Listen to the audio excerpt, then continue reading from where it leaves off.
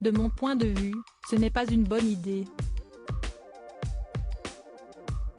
À seulement quelques jours du couronnement de Charles III, la princesse Anne a accordé une interview à la chaîne CBC News, dans laquelle elle a abordé la disparition de sa mère, le lien entre la monarchie et l'esclavage, mais aussi et surtout, le règne de son frère aîné. Depuis la mort d'Élisabeth II en septembre dernier, le père des princes Harry et William fait savoir qu'il ambitionne une monarchie resserrée, plus moderne et plus modeste. Cette vision du monarque répond aux critiques formulées par le grand public, à l'heure où le Royaume-Uni se retrouve dans une crise économique qui terrasse ses habitants sous des factures d'électricité toujours plus importantes. En réduisant le nombre de working royals, Charles III espère diminuer le poids de la facture de la famille royale britannique sur son peuple. Une vision des choses qui n'est pas partagée par la princesse Anne. Dans son entretien donné à CBC News, la princesse royale a laissé entendre qu'elle désapprouvait l'approche de Charles III quant à la monarchie réduite. Je pense que ce projet de monarchie réduite était viable à une époque où il y avait quelques personnes en plus travaillant pour la couronne.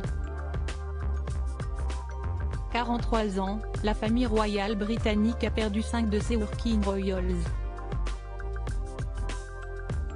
En 2020, le duc et la duchesse de Sussex lançaient une tempête médiatique en annonçant le mégoï, ou, en d'autres termes, leur rupture avec la famille royale.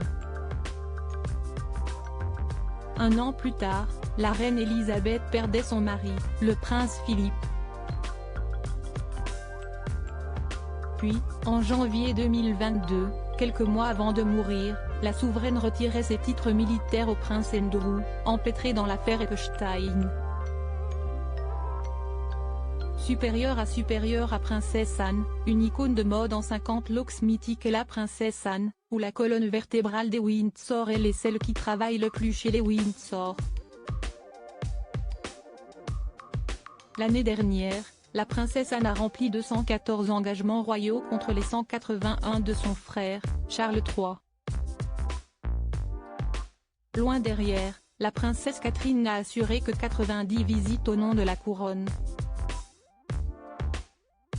Et ce n'est pas la première année que la seule fille d'Élisabeth II remporte ce titre. Mais à l'heure où l'époux de Camilla envisage une monarchie resserrée, la mère de Zara Phillips émet quelques doutes quant à la faisabilité de la chose.